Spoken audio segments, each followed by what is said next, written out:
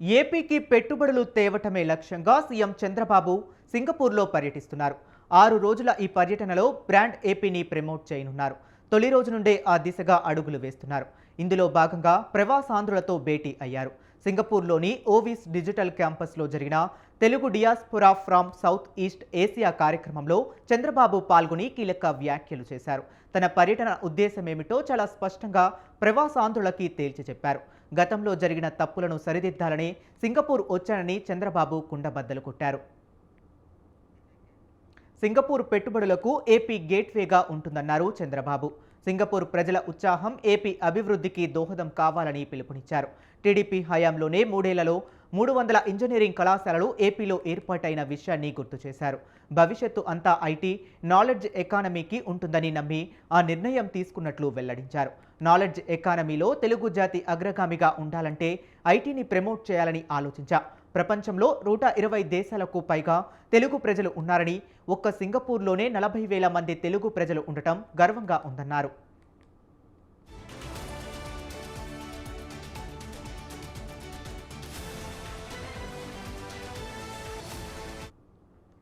అమరావతి భాగస్వామ్యంలో స్వచ్ఛందంగా సింగపూర్ పాల్గొందని, ఉచితంగా మాస్టర్స్ ప్లాన్ను తయారు చేసి ఇచ్చిందని చంద్రబాబు అన్నారు. 2019 తరువాత సింగపూర్ ప్రభుత్వాన్ని తప్పుపట్టే పరిస్థితి తెచ్చారని విమర్శించారు. ప్రభుత్వ బ్రాండ్ పోతే ఏపీ నష్టపోతుందని సింగపూర్ ప్రభుత్వానికి చెప్పానన్నారు. గతంలో జరిగిన తప్పులు సరిదిద్దాలని సింగపూర్ పర్యటనకు వచ్చానని చంద్రబాబు వివరించారు.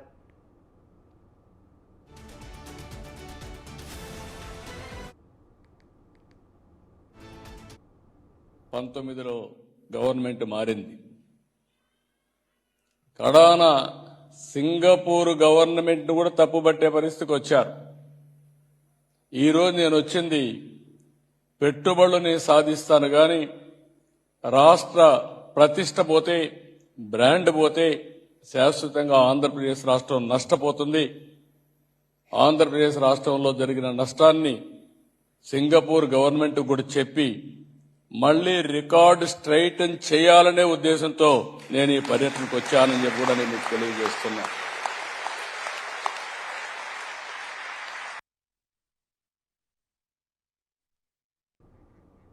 తానెప్పుడు రాబోయే 30 ఏళ్ల గురించే ఆలోచిస్తా. ఆ ఆలోచనతోనే నాడు ఐటీకి ప్రాధాన్యమిచ్చాం, ఇంజనీరింగ్కు ప్రాధాన్యమిచ్చాం. ఫలితంగా మీరంతా ఇక్కడకు వచ్చి మంచి మంచి ఉద్యోగాలు, వ్యాపారాలు చేసుకుంటూ సెటిల్ అయ్యారు. ఇప్పుడు కూడా అదే విధంగా ఆలోచన చేస్తున్నా. మీరు ఏపీలో పెట్టుబడులు పెట్టండి, P4 పథకంలో భాగస్వాములు కాండి అని సీఎం చంద్రబాబు పిలుపునిచ్చారు.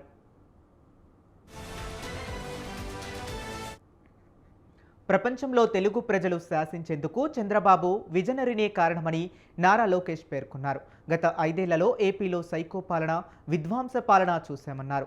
చంద్రబాబు అరెస్టు అయినప్పుడు ప్రపంచ వ్యాప్తంగా ఐటీ నిపుణులు అండగా నిలబడి కొండంత ధైర్యం ఇచ్చారని, తెలుగు జాతి అన్ని రంగాల్లో నెంబర్ 1గా నిలిచేందుకు కష్టపడాలని ఆ రోజే నిర్ణయించుకుంటున్నట్లు నారా లోకేష్ వెల్లడించారు. దారి తప్పిన రాష్ట్రాన్ని గాడిలో పెట్టేందుకు సీఎం అహర్నిశలు కృషి చేస్తున్నానన్నారు.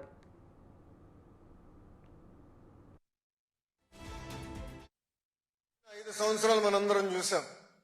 ఒక సైకో పాలన మనందరం చూసాం, ఒక విధ్వంస పాలన మనందరం చూసాం. అందుకే మీరందరూ ఎన్నికలు జరిగే సమయానికి పెద్ద ఎత్తున తిరిగి వచ్చి, కొంతమంది అయితే 1 నెల నుంచి 6 నెలలు సెలవు పెట్టి కేవలం దారి తప్పిన రాష్ట్రాన్ని సరైన దారిలో పెట్టేదానికి కష్టపడినందుకు నేను మీ అందరికీ శిరసు వంచి ఈ రోజు నమస్కరిస్తున్నాను. జీవితంలో కొన్ని సంఘటనలు మనలో మార్పు తీసుకొస్తాయి. నా జీవితంలో ఏపీ బ్రాండింగ్ లక్ష్యంగా సింగపూర్లో పర్యటిస్తున్న చంద్రబాబు తన పర్యటనలో సింగపూర్ కంపెనీల ప్రతినిధులు, పారిశ్రామికవేత్తలు, యజమాన్యాలతో సమావేశమవుతారు. బ్రాండ్ ఏపీని వారికి వివరించి పెట్టుబడులను రాష్ట్రానికి ఆకర్షించనున్నారు. ప్రభుత్వం రూపొందించిన కొత్త పారిశ్రామిక విధానాలు, స్పీడ్ ఆఫ్ డూయింగ్ బిజినెస్ దృష్టికోణం, మౌలిక వసతుల మెరుగుదల వంటి అంశాలను ఆయన విదేశీ పెట్టుబడిదారుల ముందు ఉంచనున్నారు. 2014 కంటే ముందు చెప్పాను, నాకు సింగపూర్తో సంబంధాలున్నాయి. ఆంధ్రప్రదేశ్ రాష్ట్రానికి రాజధాని లేదు. మీరందరూ ఆశీర్వదిస్తే అమరావతి సింగపూర్ లాగా తయారు చేస్తానని ఆ రోజు హామీ ఇచ్చా.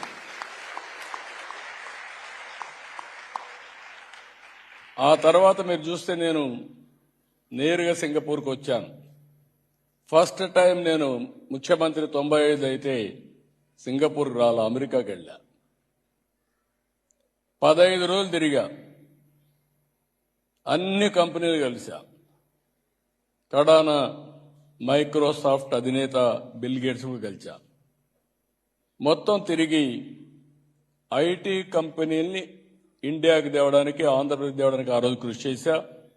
రెండోసారి ముఖ్యమంత్రి అయిన తర్వాత నేరుగా సింగపూర్కి వచ్చి నాకు రాజధాని లేదు, మీరేం చేస్తారో తెలియదు, టెండర్లు పిలవడానికి టైం అవుతుంది, నాకు ఫ్రీగా.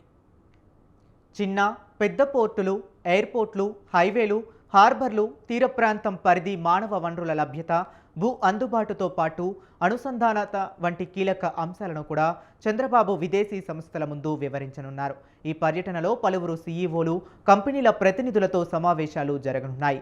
ముఖ్యంగా సెమీ కండక్టర్లు, ఏఈ, డేటా సెంటర్లు, పోర్టు ఆధారిత ప్రాజెక్టులు వంటి రంగాల్లో పెట్టుబడులపై చర్చించనున్నారు.